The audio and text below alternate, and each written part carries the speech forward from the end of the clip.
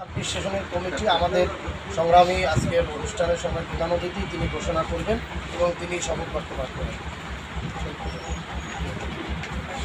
আলহামদুলিল্লাহ, যাদের নাম ঘোষণা হচ্ছে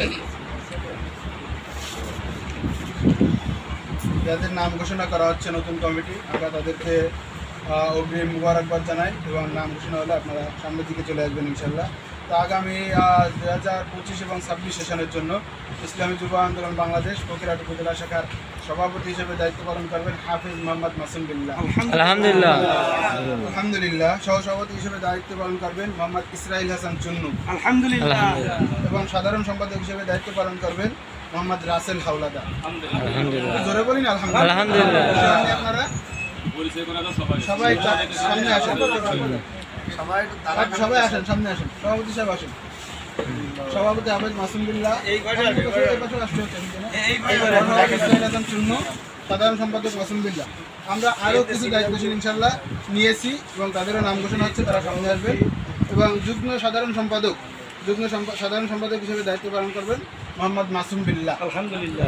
বাহির দিয়ার আমাদের মাসুম বিল্লাহ যুগ্ম সাধারণ সম্পাদক। সাংগঠনিক সম্পাদক হিসেবে দায়িত্ব পালন করবেন মোহাম্মদ আবু হুরাইরা, লক্ষপুরের মোহাম্মদ আবু হুরাইরা।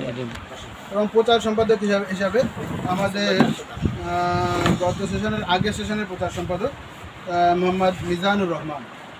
সামনে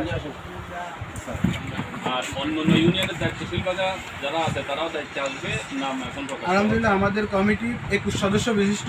এখানে আমরা মাত্র 6 জন নিছি। বাকি 21 সদস্য পূর্ণ করতে আমাদের যে 15 জন প্রয়োজন, সেই 15 জন আমরা প্রত্যেকটা ইউনিয়ন থেকে ভাগাভাগি করে এই দায়িত্বশীলরাই এনাদের সিদ্ধান্তে এবং আন্দোলনের পরামর্শে আমরা একটা কমিটি দাঁড় করাবে। আমরা সেই কমিটি জেলা থেকে অনুমোদন এনে সুন্দরভাবে কাজ চালু করবো ইনশাল্লাহ। এবং এই কমিটি প্রত্যেকটা শাখা কমিটির ব্যাপারে আমরা আজকে থেকে উদারতা আহ্বান রাখবো। প্রত্যেকটা ইউনিয়ন কমিটি আপনাদের দ্বিবার্ষিক সম্মেলন আয়োজন করেন এবং এরপরে ওয়ার্ডগুলোতে সম্মেলন করে সুন্দরভাবে কমিটি করে আগামী নির্বাচনের জন্য আমরা প্রস্তুতি গ্রহণ করি। পারবো না ইনশাল্লাহ। মৌলিক আর একটা কথা বাদ থেকে গেছে, আমাদের আমির একটা গুরুত্বপূর্ণ ঘোষণা দিয়েছে। আগামী 28শে জুন মহাসমাবেশ। কি হবে?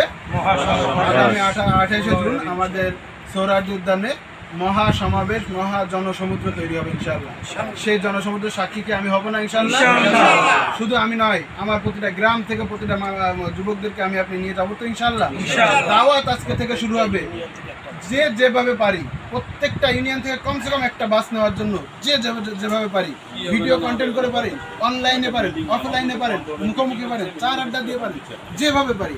আজকে থেকে 28 তারিখ পর্যন্ত আমাদের মৌলিক একটা কাজ থাকবে, রেগুলার 2-4 জন করে লোক হলেও আমরা সমাবেশের দাওয়াত দেবো ইনশাআল্লাহ। পারবো না ইনশাআল্লাহ। আজকে থেকে প্রস্তুতি গ্রহণ করার জন্য আমি উদারতা আহ্বান রাখছি। আলহামদুলিল্লাহ, শপথ বাক্য পাঠ